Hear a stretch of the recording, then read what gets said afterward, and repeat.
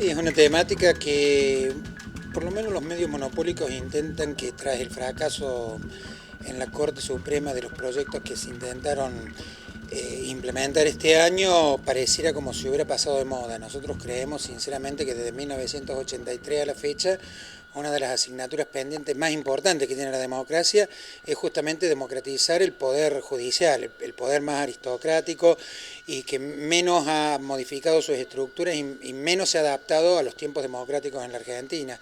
Por lo tanto, nos parece fundamental discutir sobre esta temática, sobre los sistemas judiciales, no solo a nivel federal, que tiene demasiadas falencias muy reconocidas, que en alguna medida los proyectos que se discutieron y se aprobaron legislativamente y fueron declarados inconstitucionales por la Corte, en gran medida solucionaban, más allá de críticas puntuales que pudieran haber esos proyectos y más allá de la necesidad de seguirlos discutiendo y profundizándolos. Y también en Córdoba, que en alguna medida se vendió a nivel nacional como un modelo un poco más democrático que el federal y que nosotros que lo vivenciamos todos los días, lo padecemos, los ciudadanos de Córdoba que padecen el Poder Judicial de Córdoba, realmente me parece que hay que discutirlo a fondo, ¿no? Realmente tengan ustedes presente que por el Poder Judicial pasa muchas veces la vida, el patrimonio, la libertad de las personas y realmente es un poder demasiado genuflexo ante los poderosos y muy riguroso con los débiles, con los pobres, ¿no? Y nosotros necesitamos un poder judicial que sea eminente y profundamente democrático, que sea igualitario y equitativo ante todos los sectores sociales y que fundamentalmente dé soluciones, no que agrave los problemas como normalmente sucede. La elección de los magistrados, digamos, pública o que la gente los elija, ¿puede ser uno de los puntos claves de esto? Eso es imposible en el marco de la Constitución argentina. Lo que se intentaba era democratizar los sistemas por los que se eligen los jueces, ¿no? O sea, que hubiera participación o veeduría por parte del pueblo. Si ustedes toman en consideración que los funcionarios y magistrados en Córdoba se eligen a través de supuestos concursos, muchas veces ha habido, incluso se ha conocido públicamente, concursos donde algunos de los que lo iban a rendir tenían las respuestas con antelación a que se rindiera el examen, esta vergüenza hemos pasado por Córdoba, el Consejo de la Magistratura, que ni siquiera tiene entidad constitucional en Córdoba, es una prerrogativa que ha dado el gobernador renunciando a las facultades que la propia Constitución le da, normalmente está pura y exclusivamente integrado por estratos que tienen que ver con la vida judicial y nada que ver con la representación popular. Y más allá de la discusión si los jueces los eligen o no los elige el pueblo, que no es el sistema ni que la Constitución provincial ni la Constitución nacional establece, es importante que sí los organismos que eligen a los jueces sí tuvieran participación popular, porque son los que en definitiva van a terminar dictaminando, sacando resoluciones y sentencias que van a modificar muchas veces la calidad de vida de muchos de los ciudadanos y, como les insistí recién, con un sistema constitucional que tiene una Fiscalía General que se elige por 5 años por parte del Ejecutivo, que en Córdoba ni siquiera ha sido elegida, existe una subrogancia en este momento, y esto demuestra la importancia que le da el gobierno provincial a la justicia y al Ministerio Público Fiscal, que es quien lleva la política criminal adelante, que es totalmente dependiente del poder político, la cabeza del Ministerio Público, y con funcionarios que casi siempre terminan dándole razones por cuestiones formales a los poderosos. Yo creo que nos coloca en una situación muy grave a los ciudadanos en general, a los ciudadanos de a pie, y no es un tema menor, porque muchas veces tiene que ver con el bolsillo nuestro o con la libertad nuestra, la que está en juego, y fíjense ustedes si no es importante el tema. En Córdoba hay una situación que se debe repetir en otros puntos de la Argentina, que es la perpetuidad en los cargos, ¿no? Sean de los magistrados, jueces y demás, como de sus hijos, porque en muchos casos la propia familia continúa. Sí, el sistema de ingresos debería discutirse, porque si bien están establecidas una serie de pautas concursales, como hay endogamia en el tema de quienes toman los concursos, es claro que la familia judicial se reproduce. Esto no quiere decir que no existan funcionarios probos y que no existan excepciones que confirmen la regla. Lo que estamos atacando, lo que estamos pidiendo que se revise es que si quienes ejecutan las políticas son elegidas por el pueblo, si quienes dictan las leyes son elegidos por el pueblo, por lo menos quienes las aplican a través de sus resoluciones sean controlados, aunque más no sea por el propio pueblo. Esto no quiere decir de ninguna manera que estemos pidiendo que los jueces sean elegidos por el pueblo. Existen países donde esto sucede y no por ello podemos decir que no sean democráticos, no sean civilizados, y en muchos casos son democracias de muchos siglos, no de muchos años. Pero obviamente para ello haría falta una reforma constitucional, deberíamos discutir este tema tan importante, y no creo que exista voluntad política ni nacional ni provincial de producir este tipo de reformas en este momento, ¿no? Quizás por las inquinias y por las peleas que se están produciendo, particularmente en nuestra provincia. Es un lugar donde claramente el poder político provincial se está victimizando todo el tiempo, tratando de ocultar detrás de esta victimización su propia inoperancia, sus 14 años de gobierno que son realmente lamentables y sin satisfacer las necesidades del pueblo. Pero no creo que sea justo el momento como para que hablemos de una reforma constitucional, pero en algún momento vamos a tener que hablar porque realmente todos los poderes tienen que estar democratizados y fundamentalmente las instituciones, el Estado tiene que servir al pueblo, y el pueblo son todos los sectores que lo componen y no solo los que tienen capacidad de lobby, no solo los que tienen dinero, no solo los que pueden presionar, ya sea ideológica, religiosa o económicamente. Sí, o sea, nosotros desde Justicia Legítima, me escuchaba lo que contaba Claudio recién, estamos analizando cuáles son los pasos a seguir. Nosotros desde el surgimiento de Justicia Legítima sabíamos que esta era una larga lucha, iba a ser una cuestión de largo aliento, la democratización de la justicia. Y bueno, por eso es que estamos ahí viendo las cuestiones de la organización, cómo le damos institucionalidad a la organización Justicia Legítima, a los fines de poder organizarnos y seguir en el tiempo, digamos. ¿Qué es Justicia Legítima?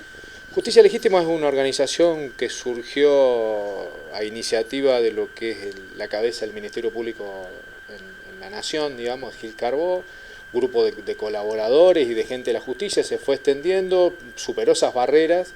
Se sumó gente que no, como yo, por ejemplo, que somos abogados y que no, bueno, como Claudio también, que forma parte de la organización, y bueno, intentando generar tanto desde adentro, desde los propios funcionarios judiciales, hasta los entornos, como somos los abogados, que somos colaboradores ahí y estamos en la primera instancia, y también ciudadanos comunes en nuestra organización en Córdoba, participan también gremialistas, gente que pertenece a organizaciones sociales, un sentido amplio, digamos.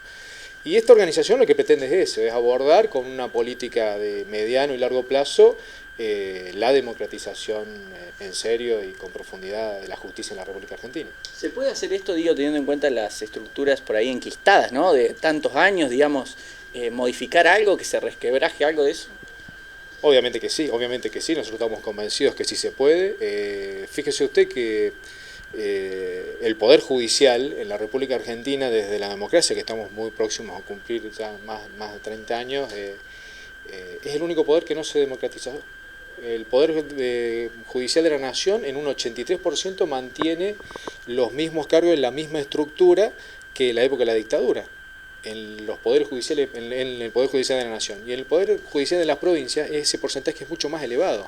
Entonces, claro que sí, que hay esa necesidad de abordar, sabiendo eso, que es una lucha a largo plazo, que va a costar, que vamos a tener que agudizar el ingenio y ver cómo movemos políticamente y cómo vamos sumando para poder generar las pequeñas transformaciones que van a derivar, no tengo ninguna duda, en la democratización de la justicia.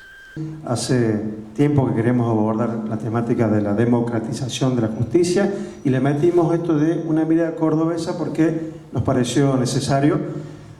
En ese momento en que tuvo su auge este tema, ¿sí?, sobre todo el tema de la Corte, pero nos pareció que también este tema ha vuelto a estar muy fuerte en estos días, ¿no?, con todo lo que está pasando en la provincia de Córdoba y demás. Así que bueno, lo dejamos ahí a los compañeros, a los abogados, doctores, un aplauso nuevo para los dos y arrancamos.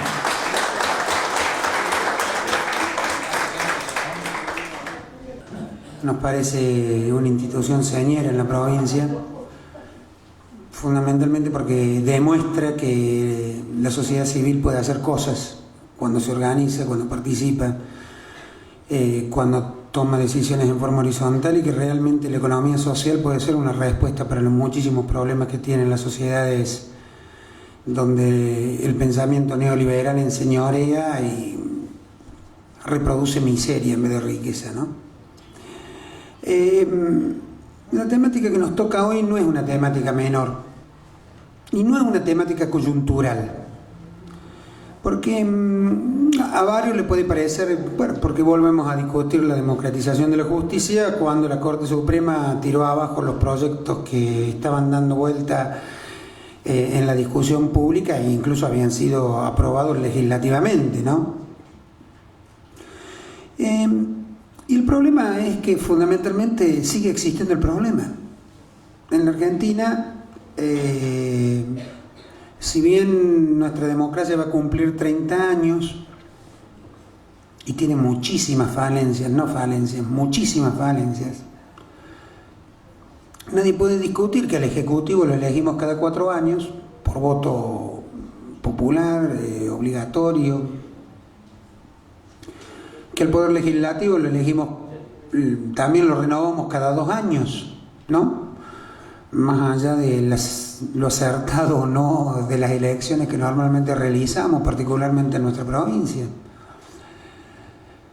Pero cuando analizamos el tema del Poder Judicial nos damos cuenta que es un poder donde la selección de quienes van a ejercer la potestad judicial está mediatizado, mediado, no lo elige el pueblo. Es el sistema que eligió nuestra Constitución, tanto nacional como nuestra Constitución provincial. Tanto en la vieja Constitución de 1853 como en la vieja Constitución de Córdoba, que recién se reformó en 1987, la facultad de designar a los magistrados recaía en las cabezas de los poderes ejecutivos que proponían normalmente una terna y que debía ser aprobado por los respectivos senados, cuando en Córdoba existía senado, actualmente por la legislatura. Obvio, no hace falta tener demasiada perspicacia ni ser demasiado lúcido para darse cuenta quiénes eran los funcionarios y magistrados que eran seleccionados por el Ejecutivo y que normalmente con mayoría en los legislativos resultaban aprobados. O eran los que elegía el Ejecutivo o los que normalmente le imponían los poderes fácticos de la República y que era tan palpable, y ojalá pudiéramos hablar en pasado, es tan palpable. Ya vamos a hablar un segundo para que ustedes vean cómo es la justicia de familia de menores en Córdoba, por ejemplo. Ya vamos a llegar a eso. Pero como era tan grotesca la situación, porque fíjense ustedes, hablemoslo más que desde el punto de vista del derecho, que es una disciplina, veamos sociológicamente qué es el derecho. No nos puede caber ninguna duda que el derecho, y mejor dicho, decir que es la ley, que es lo que hacen los jueces, y que durante siglos se discutió si existe un ente ontológico llamado ley, derecho, allá en el cielo que nos ilumina, cual la cueva de Platón, las figuras atrás, etc. Las escuelas escandinavas nos han demostrado que más allá de que el derecho sea consuetudinario o escrito, como es en nuestro país escrito, la ley es lo que los jueces dicen que dice la ley. No podemos ser tan hipócritas de decir otra cosa. Es así, tan claro como eso. Lo dice Rawls, lo dicen los que han estudiado mucho más profundamente cómo funciona y cómo se desarrolla en la práctica la aplicación del derecho. Y si sociológicamente vemos qué es la justicia, podemos comprender, y el derecho, obviamente que es un sistema de control social muy sofisticado, quizás el más sofisticado. ¿Por qué? Porque pese a que represente intereses de sectores poderosos, normalmente sectores de determinadas clases sociales que pretenden imponer un discurso al conjunto de la sociedad, todo todos tomamos el discurso del derecho como el de la ley, no la ley de ellos, la ley, el derecho. Desde chiquititos incorporamos este sistema de control social que refleja determinados derechos. Guarda, también refleja determinadas luchas, ¿no? Como el derecho laboral, como los derechos humanos, pero que nos han costado mucha sangre instalarlos, muchos siglos instalarlos. Esencialmente un sistema de control social, como decía recién, muy sofisticado, porque en nuestra cabeza representa un valor que consideramos, creemos y estamos convencidos que representan los valores comunes de la sociedad en la que vivimos. Como si esa sociedad fuera un ente anquilosado, pétreo, que no se mueve. Y digan lo que digan, como dice la canción de Serrat, pese a que hayan dicho que ha muerto, todos sabemos que en las sociedades existen diversos intereses que a su vez reflejan diversas posiciones sociales que algunos llaman, creo acertadamente, intereses de clases sociales que confrontan constantemente. Esta podría ser una visión, por ahí nos acusarían de demasiado esquemática en función de ciertos pensamientos decimonónicos, nos dirían. Pero bueno, resulta que incluso la escuela post-Frankfurt, no de Adorno, como un filósofo que comenzó en el marxismo y ha terminado en el liberalismo como Habermas, podemos coincidir con él que la esencia de la democracia, es que no oculta la conflictividad social, sino que intenta crear mecanismos para resolverla en su dinámica. Se darán cuenta que lo que venimos diciendo y desde el punto del cual analizamos es totalmente distinto a hablar de pensamiento pétreo, sociedad que no se mueve, intereses que nos involucran absolutamente a todos, ¿no? Fíjense ustedes que incluso el interaccionismo americano, insospechado de ser marxista, de ser zurdo, de ser progresista, el interaccionismo americano dice que no se puede hablar de cultura, sino que se debe hablar de una sumatoria de subculturas, como para tratar de entender las sociedades sobre las que accionamos. Y sobre esto accionan los jueces que dicen qué dice la ley. Si nosotros visualizamos esto, y si además entendemos que muchas veces va en juego nuestra libertad, aprieten mal el freno en la esquina, choquen a alguien, cosa muy común, y ni hablemos si se muere con el que chocan, y vamos a ver si vuestra libertad por este típico delito de clase media no está en juego. No hablemos solo de los morochos de pelo ensortijado que pueden robar, hurtar. Miren, podemos ser comerciantes o banqueros, y resulta que en esto de que reproduzco dinero, los economistas van a entender qué quiere decir reproducir dinero en forma ficticia, porque de dinero material, 10 pesos, los bancos terminan teniendo casi 100 veces 10 pesos cuando solo tienen 10. Y por lo menos desde que conozco la historia de los bancos modernos, no hablemos de los medievales, muchos de los banqueros han sido acusados de desfalcos, de estafas, de administraciones fraudulentas en muchos países del mundo, pocas veces en Córdoba, pocas veces en el país. Por suerte solamente una vez sucedió algo bueno, ¿no? Porque hay que tratar de tener memoria. Siempre que digo, es interesante poner ejemplos sobre lo que sucede, ¿no? Porque en esta época de cuando se habla de los sectores que responden a un proyecto nacional y popular y que reivindican una primera etapa de un primer gobierno que intentó darle un rol al Estado determinado, y aparecen otros tipos con peluquín que dicen que no, que reivindican al que ejerció ese mismo gobierno pero en su última etapa, la de las 3A, ¿no? Parece que hay una discusión ontológica, ¿no? Pero lo que define la práctica, dijo alguien en alguna oportunidad. Y yo recuerdo cuando este señor, que pareciera que solo hace 2 años que asumiera el poder y no ejercer el poder en Córdoba desde hace 14, asumió la primera administración, intentó privatizar EPEC, que no se logró por la lucha de sus trabajadores, pero intentó y logró privatizar el Banco Provincia de Córdoba. La única razón por la que no se entregó al que había ganado la licitación pública internacional fue que los señores que habían ganado la licitación fueron metidos presos en Buenos Aires por defalcar a miles de ahorristas con otros bancos, ¿no?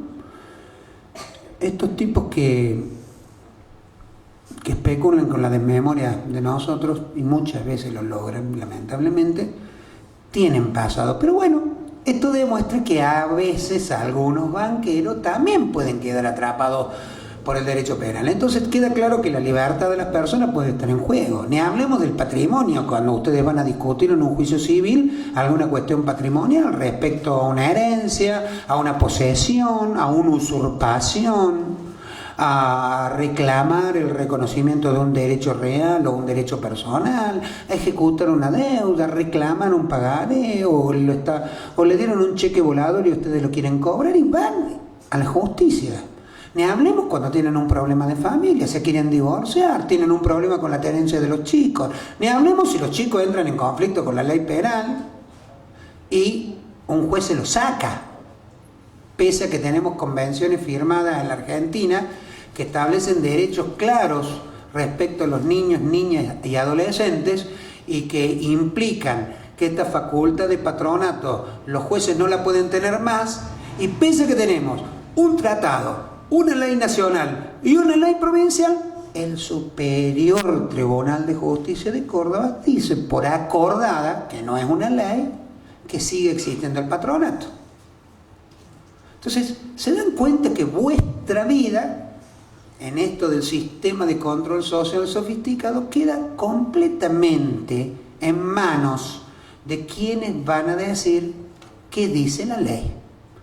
Entonces, esto marca la necesidad de que muchas veces, como el control de constitucionalidad de las leyes y el de las sentencias que van a terminar resolviendo estos conflictos afectan nuestra vida diaria, mucho más que a veces decisiones políticas, es que nosotros decimos que el tema de la democratización de la justicia es un tema esencial. ¿Quiénes componen la justicia? Si ustedes hacen un paneo sobre quienes están en la justicia de menores y de familia, verán que hay un sector poderoso de Córdoba que influye en los nombramientos. Porque se supone que hay concursos. Esos concursos han existido hechos públicos, como por ejemplo que se secuestró en la casa de uno de los que iba a rendir concurso la semana siguiente la respuesta del concurso que se iba a rendir la semana siguiente. ¿Por qué? Porque en Córdoba, pese a que en la Constitución no hay Consejo de la Magistratura, el gobernador de la Sota magnánimamente delegó su facultad en un Consejo de la Magistratura que está integrado por abogados, jueces no cualquiera, el Superior Tribunal, fiscales, pero no cualquier fiscal, el Ministerio Público Fiscal, el Ministerio de Justicia, ¿no? Y estos tipos le toman el examen. Hay normalmente algún legislador por la mayoría y alguno por la minoría. ¿Ustedes ven a alguien de la sociedad civil? Yo no lo vi nunca en la creación del Consejo de la Magistratura. Sin embargo, esas personas son las que eligen, mediante estos concursos que le acabo de caracterizar hace un rato cómo se dan, a quiénes van a ser los magistrados. Y son claramente, no es que nos dicen o pensamos que son presionados por los factores de poder. Cuando ustedes analizan la justicia de familia de menores, se darán cuenta que la gran mayoría son jueces o funcionarios que tienen alguna relación con los sectores más conservadores y más retrógrados de la Iglesia Católica. Entonces, la pregunta es, ¿no merecería tamaño tema que es, como recién les conté, sigue habiendo patronato en Córdoba por una acordada del Superior Tribunal, no se está aplicando una convención que ha sido sancionada por una ley, incluso por una ley provincial? ¿No merece nuestra atención qué pasa con nuestros niños, niñas y adolescentes? ¿O solo nos merece atención cuando este régimen retrógrado, oscurantista, solo nos permite ver las consecuencias del chico que anda mendigando en la calle o el chico que anda robando, cuando no vimos todo lo que podíamos hacer antes, ¿no? No vimos por qué no sacárselo a la familia, no vimos cómo reforzar esa familia, no vimos cómo reforzar el sistema formal de educación, no vimos cómo incorporarlo a través de distintas medidas a lo que se supone que toda la sociedad merece. No lo vemos así. En otros ámbitos, en otros fueros, y uno de los más jodidos que tenemos es el fuero penal, que nos puede meter presos a todos nosotros. En el fuero penal, además de esto que les conté, que qué sucede con los concursos, previamente el Superior Tribunal, con fondos que le ha mandado el Banco Mundial, tiene una serie de concursos desde que uno entra hasta que llega, que son concursos endógenos, se sobreentiende, ¿no? Recién se rinden en el Consejo de la Magistratura para determinadas escalas de funcionarios o magistrados, donde el que concursa y gana tiene que reproducir sistemáticamente el discurso que el Superior Tribunal de Justicia estima que es el discurso acertado desde el punto de vista jurídico. Porque si no, lo bochan. ¿Y quién elige el Tribunal Superior de Justicia de Córdoba? Ahí ya no tenemos Consejo de la Magistratura ni hay que rendir concurso. Ahí el sistema sigue siendo el que la Constitución dice. Lo propone el gobernador y lo aprueba la legislatura.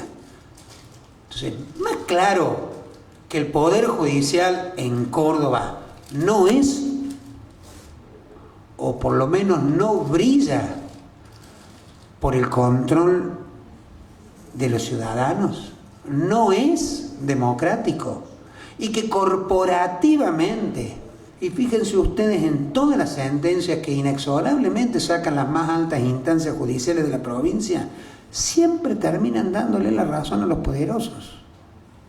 ¿Cuántos banqueros han visto ustedes procesados en Córdoba? ¿Cuántos grandes empresarios han visto procesados en Córdoba ustedes? ¿Cuántos políticos han visto desfilar en Córdoba?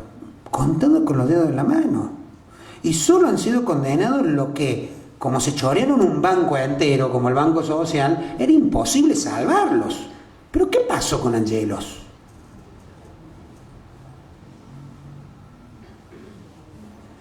Mestre se murió. Porque si no estaría preso por los 34 muertos que hubo en todo el país en diciembre del 2001. Estamos hablando de 2 de los 4 gobernadores que hemos tenido en la provincia. ¿Qué estiman ustedes que pasaría si alguien investigara seriamente obras públicas donde se han gastado 2.000 millones de pesos, que significarían miles de viviendas populares para quienes la necesitan en la provincia, si investigáramos el Faro, el centro cívico y la terminal de Venecia que tenemos?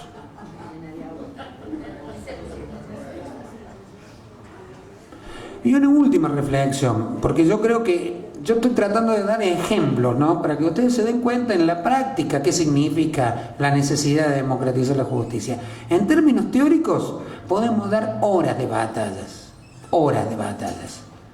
Esto no se soluciona solo con buenas leyes. Porque, por ejemplo, tenemos un código de procedimiento penal en Córdoba que quizás sea mucho más avanzado que en el resto del país. Ahora, en el resto del país y en Córdoba sirve para condenar exactamente los mismos tipos. Entonces la pregunta es, por más moderno que sea, ¿cómo hacemos para que los sectores que tienen que padecer la pobreza, la miseria, la falta de educación, la falta de cultura y la falta de posibilidades, además sean los clientes habituales del sistema penal? ¿Cuándo vamos a discutir esto? Y ojo, no quiere decir que a mí no me embole cuando me roban un televisor o me rompan la ventanilla del auto. No quiere decir eso. Pero uno no puede medir la necesidad de discutir las cosas de verdad desde el pupo de uno. Tenemos que analizarlo como sociedad. Nuestra pobreza la produce nuestra sociedad. La forma de subculturas que existen, que incluye también la que tiene que ver con la delincuencia, la construimos nosotros. Que existan la necesidad de consumir cocaína por parte de los sectores medios de Argentina y particularmente de Córdoba, producen las zonas liberadas que garantizan los policías en los barrios más marginales de Córdoba, donde obviamente los pobres venden la cocaína. Miren, yo llevo la querella del Rubio del Pasaje, que supuestamente, según el asunto, es un ajuste de cuenta entre narcotraficantes. Nosotros decimos que seguramente fue muerto por ir a un lugar que es una zona liberada por la policía, que todo Córdoba sabe que existe y a donde debe ir si quiere comprar cocaína. Imagínense si no lo sabe la policía. Entonces, es tan obvio que necesitamos democratizar la justicia. Es tan obvio que no necesitamos seguir tapando el sol con un dedo.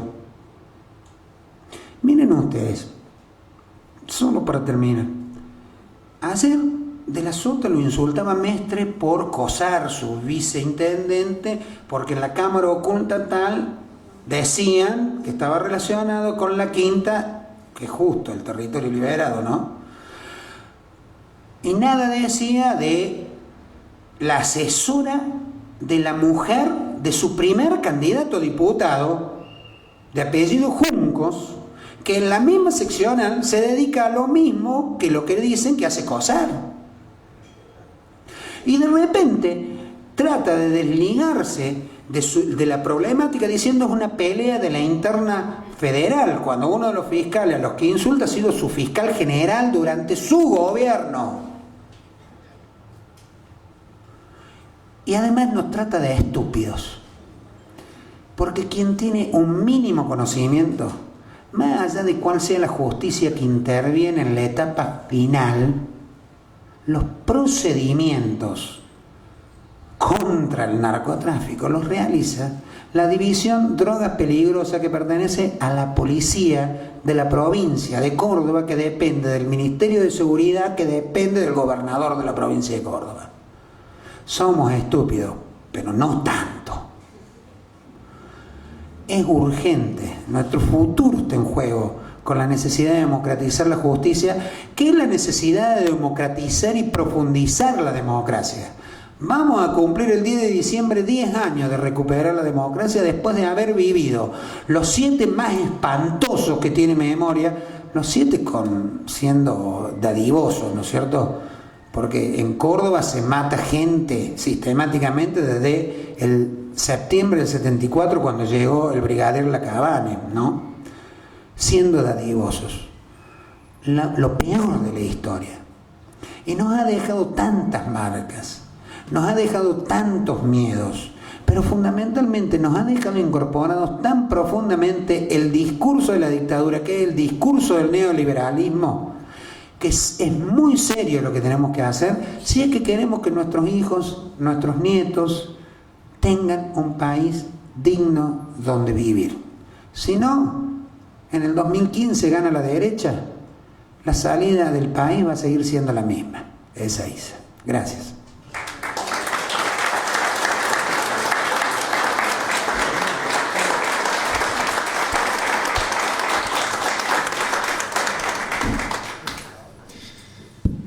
Bueno, buenas noches.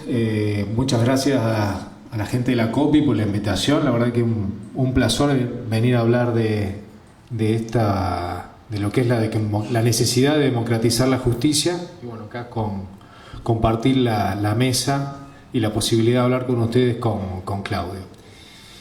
Yo quería sumar a todos estos temas y que lo que fue marcando, los ítems que fue marcando Claudio, en cómo llegamos a esta situación de que se presenta en la agenda la cuestión de la necesidad, o que empecemos a discutir la necesidad de democratizar al Poder Judicial.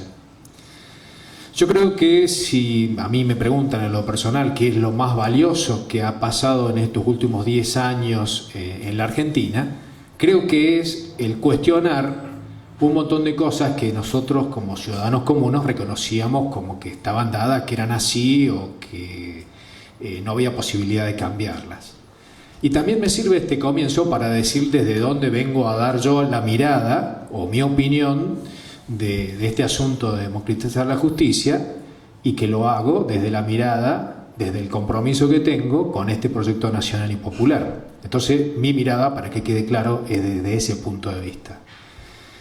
Y yo digo que es importante que como sociedad, que va a cumplir 30 años de recuperar el sistema democrático, hayamos empezado, porque hemos tenido la posibilidad de que dirigentes políticos hayan recuperado el rol del Estado, que fue totalmente vapuleado, desprestigiado en la época de los 90, y con la llegada de Néstor Kirchner al gobierno nacional empezó poco a poco a recuperarse el rol del Estado, el verdadero rol del Estado como ente máximo, rector de cómo funciona una sociedad en nuestro sistema de gobierno. Entonces, yo creo que ahí empieza cuando nosotros como sociedad empezamos a discutir los grandes temas de nuestro país.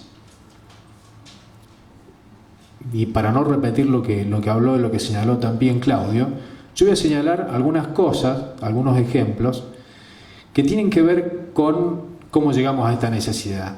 Yo creo que a partir de lo que fue el proceso, a mi criterio maravilloso, de lo que fue la formación antes de llegar al Congreso de la Nación de la Ley de Medios y el proceso legislativo de la Ley de Medios, creo que eso es lo que dispara, lo que empieza a dar el golpe de muerte, digamos, de lo que es este sistema judicial que venía imperando la justicia en la Argentina.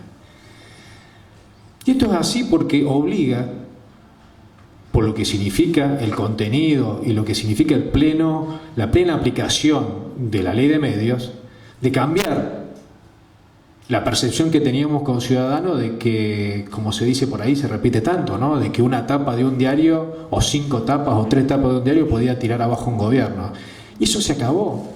Se acabó esa cuestión de poder, o empezó a cuestionarse ese poder omnímono que tenían determinados grupos económicos y la relación profunda de esos grupos económicos con este poder que nosotros planteamos que es necesario democratizar.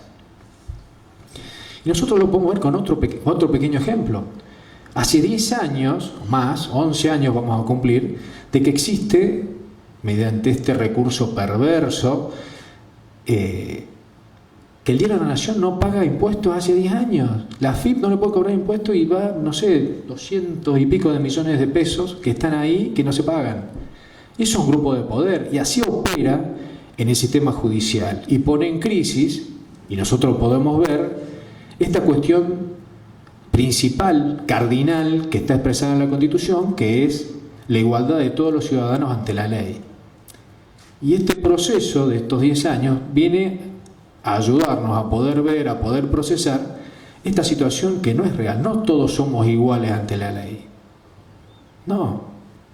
Si no, basta lo que decía Claudio. Yo le sumo un ejemplo más concreto. Yo cuando era estudiante en la Facultad de Derecho tuve la suerte, no sé si suerte, la maravillosa experiencia de tener un profesor como Luis Marcó del Pont, que nos llevaba a la cárcel. y nos decía, miren qué es lo que hay en las cárceles. Y nosotros decíamos, sí, la guardia, los sistemas, los ruidos. No, dice, despiértense, abran los ojos, miren quién compone la población de las cárceles. Ahí empezamos a darnos cuenta que recorrimos 3 cárceles de Córdoba y veíamos que eran todos iguales, todos jóvenes y de sectores pobres. Esa es la población carcelaria que existe, que yo veo y que sigue estando y que compone esa carne del sistema penal de la provincia de Córdoba. Y eso explica y tiene mucho que ver, porque tienen que ver cómo funciona, cómo se administra la justicia por este poder judicial. Entonces eso nos da la pauta de qué es lo que está en juego cuando nosotros hablamos de cuál es la necesidad o por qué es conveniente democratizar este poder. Porque si no, está en manos de personeros de esos grupos de intereses, de esos grupos políticos, de esas visiones totalmente totalitarias, que con el advenimiento de la democracia van asumiendo algunos ropajes, algunos camuflajes, que no los hace aparecer así como dictadores o como autoritarios, pero que son implacables a la hora de la persecución de determinados sectores sociales en pos de crear esa supuesta sensación de seguridad que nos bombardean mediáticamente, y ahí vuelvo otra vez de la importancia de la ley de medios, diciendo no, entraron y robaron un televisor y golpearon a una jubilada, y eso pasó, fue un hecho. Esas son las noticias que nos transmiten los diarios, esas son las sensaciones de las que nosotros nos tenemos que despertar para empezarnos a preguntar estas otras cosas de las que hablaba Claudio. ¿Quiénes son los que integran el Poder Judicial? ¿Quiénes son los que los designan? ¿Hasta cuándo nosotros vamos a soportar? ¿Hasta cuándo nosotros vamos a consentir esa situación? Esas son las cosas que nosotros desde Justicia Legítima queremos empezar a discutir, a plantearlas en este tipo de reuniones. ¿Hasta cuándo? Porque yo lo comparto con ustedes. Yo creo que si nosotros seguimos en la inacción, sin tomar una posición, sin juntarnos a analizar, a discutir, a ver cuáles podrían ser las posibilidades de cambio, estamos siendo cómplices de esa situación. Y esa situación tiene un riesgo, no es gratis, tiene un costo, y es un costo social. Yo creo que ninguno de los que estamos acá en esta reunión podemos decir que somos víctimas de esa situación. No las vemos a las víctimas. Es difícil, hay que meterse por lugares en los cuales nosotros no estamos acostumbrados a andar para ver quiénes son las víctimas de ese poder judicial autoritario, de ese poder judicial lejos de las necesidades reales de la gente. Yo los invito, recorran, como decía Claudio, los juzgados de familia de la provincia. Recórranlo. Son verdaderas salas de espera de una situación infernal, absolutamente desbordado. Yo les pregunto a ustedes, ¿es posible que una ciudad como Córdoba, que tiene 1.400.000, 1.500.000 habitantes, tenga 4 juzgados de familia? No es real, no responde. Ahí está la perversidad, porque hay que animarse a decirlo. Eso tiene una razón. ¿Qué gobernante no puede atender esas situaciones? Que son básicas. Estamos hablando, tomo el ejemplo que dio Claudio, de las relaciones más básicas, las más cercanas, las más cotidianas nuestras, las relaciones de familia, los conflictos de familia. Y yo les digo, hablamos de violencia, y les pregunto, ¿de dónde surge esa violencia? ¿Cuál es el motor que genera esa violencia? Mi opinión personal, y que la comparto con ustedes, es que parte de esa violencia viene de ahí. Ese es el costo social al que yo me refiero. Ese poder judicial que desde el 83, cuando se recuperó la democracia, se mantiene tal cual, no hubo cambio. En el Poder Judicial de la Nación, el 83% de los cargos que estaban en la dictadura se mantuvieron. En los poderes judiciales de las provincias, mucho más. Entonces, está muy bueno juntarse, venir a hablar de lo que es esta idea, esta posibilidad de discusión de democratizar la justicia. Pero sepamos, o animémonos a ponerlo en discusión, ¿de qué estamos hablando? No es una cuestión inocua, tiene costos. No en nosotros, se los puedo asegurar, de lo que estamos acá no creo que ninguno tenga un costo de lo que es la aplicación de este sistema de justicia. No lo tiene, lo tiene otra gente, lo tienen los humildes, los que no tienen recursos, los que no tienen educación, los que no tienen posibilidad de defenderse, de levantar su voz. Son esos cientos de miles de personas que recorren como sonámbulos las distintas instancias del Poder Judicial en busca de una solución. Son todas las víctimas de la persecución de lo que decía Claudio, del sistema penal, y le estoy hablando de la provincia de Córdoba. Y esa violencia tiene un principio, tiene un generador, no surge espontáneamente. Y esa forma parte de la deuda social de la cual nosotros que estamos acá también tenemos responsabilidad. Y esas son las cosas que me parece que tenemos que empezar a hablar, porque si no vamos a creer de que el tema de democratización de la justicia es una cuestión que impulsó un gobierno enviando 5 proyectos que fueron aprobados en el Congreso de la Nación y que era muy bien intencionado, pero nosotros lo dijimos de justicia legítima. Es un primer paso, pero no vamos a cambiar ni vamos a democratizar la justicia con 5 proyectos de ley. Sirvió, y yo creo, y en esto hago la cuestión de la visión positiva, sirvió para saber qué estamos enfrentando, cuál es la magnitud del poder real que estamos enfrentando. Como dijo Claudio, los destrozaron a los 5 proyectos, los destrozaron como se les dio la gana, y eran leyes del Congreso de la Nación. Entonces ese es el poder que estamos enfrentando. Por eso es que nosotros de Justicia Legítima vemos esto como una lucha de mediano o largo plazo.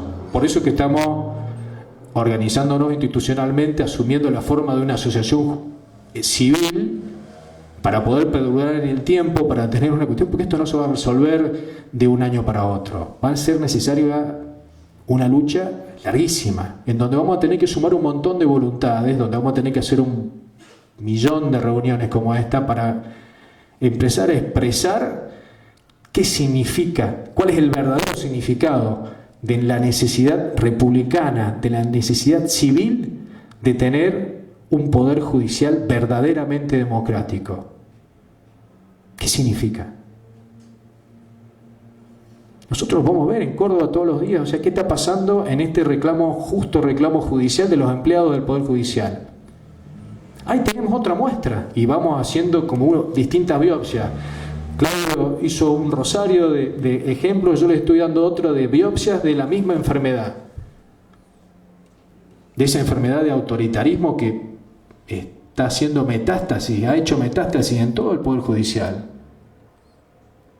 Y en ese reclamo judicial se evidencia, en ese reclamo gremial se evidencia esta situación. Entonces de eso estamos hablando.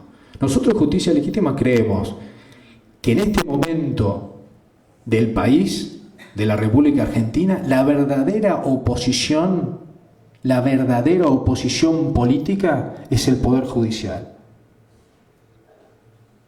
Fíjense ustedes, de las cosas que hablamos, de las que nombró Claudio y de las que nombré yo. Ahí está el verdadero poder. Ley de medios, 4 años. Parece que ahora, después de las elecciones, vamos a tener una resolución. Entonces esa es la magnitud.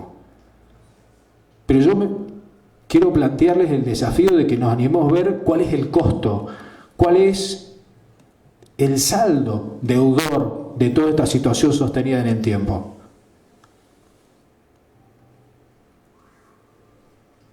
Tenemos que empezar a discutirlo seriamente, a organizarnos. Yo los invito. Justicia Legítima es una organización, hay otras. Es abierta, en Córdoba puede participar quien tenga ganas. Y de ahí surgirá la necesidad de construir el poder, la acumulación de poder necesario para poder contrapesarlo con eso que estamos enfrentando para poderlo cambiar. Ese es el desafío. El Supremo Tribunal de Justicia les descontó el 50% del salario por hacer lo que la ley les ordena hacer. Y dijo que el trabajo código es una medida de fuerza. Esto les muestra a ustedes cómo un superior tribunal que de justicia sabe poco y de autoritarismo sabe mucho, exacerbó un conflicto a los niveles que tiene hoy.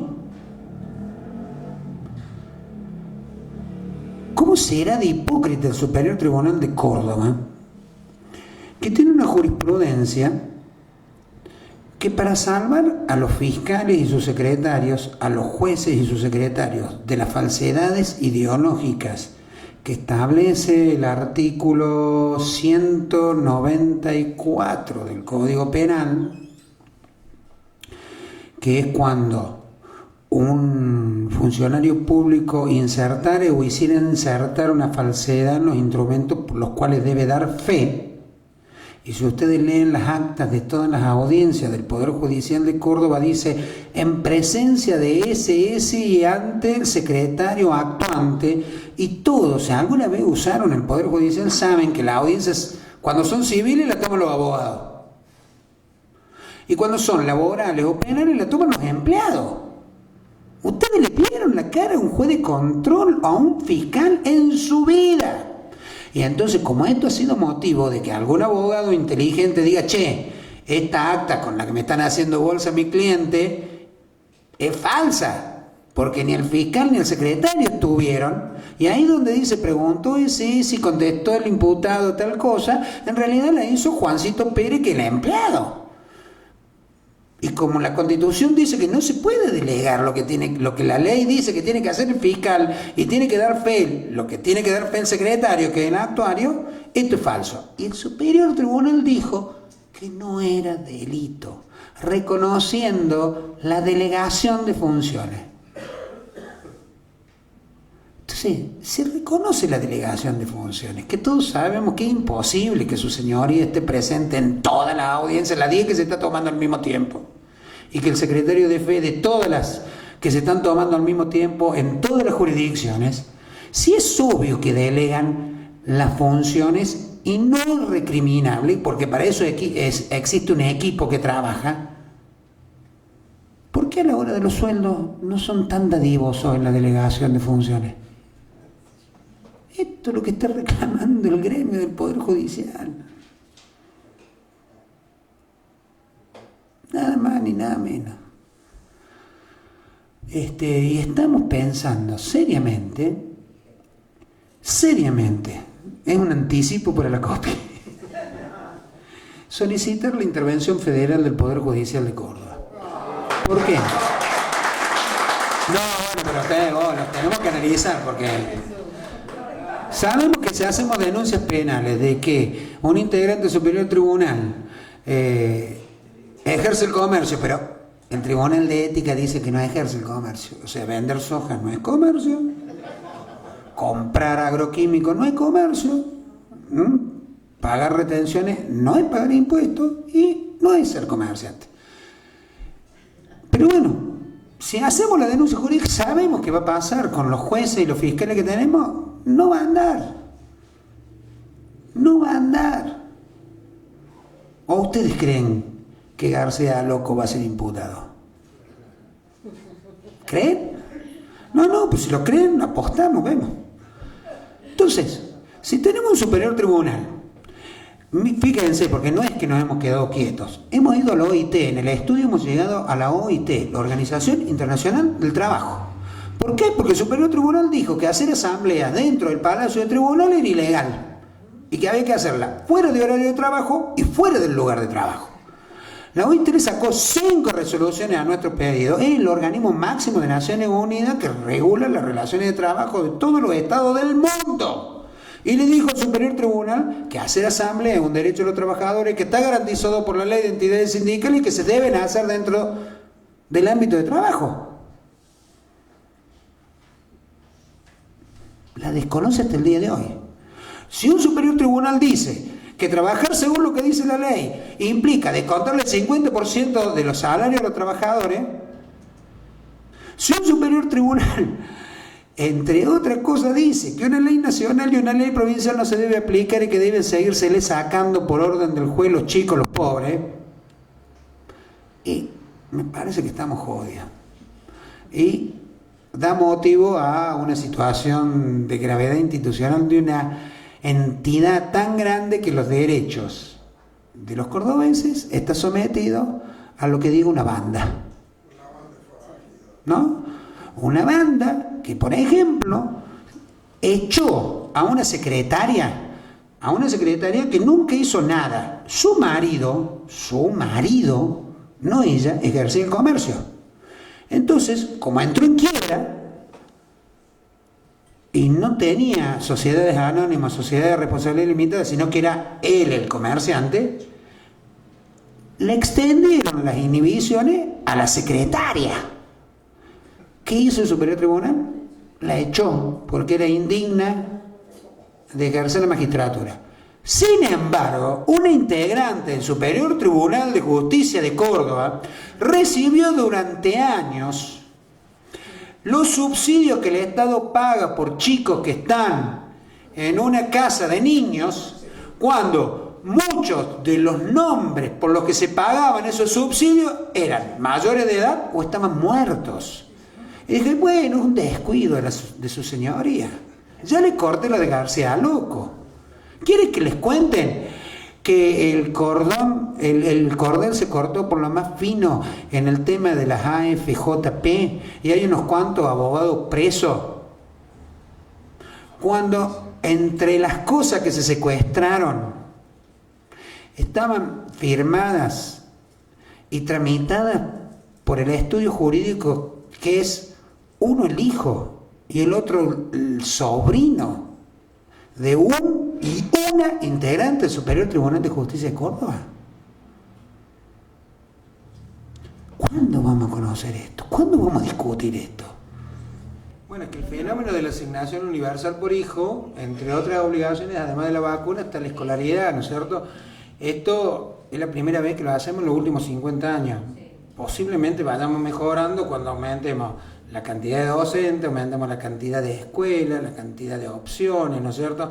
Y hagamos que esos chicos que por ahí van a la escuela solo para ser incluidos en mucho, comer y poder seguir manteniendo la asignación, realmente los eduzcamos, los integremos, los incorporemos como parte de la sociedad que realmente son.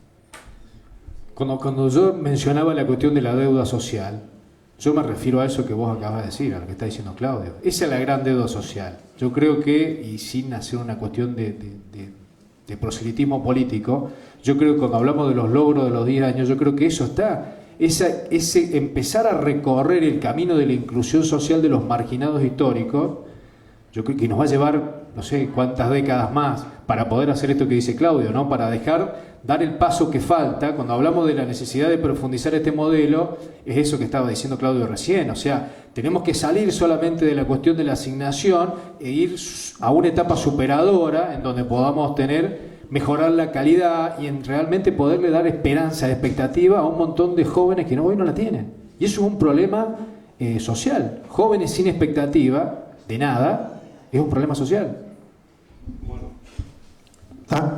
Bueno, un fuerte aplauso.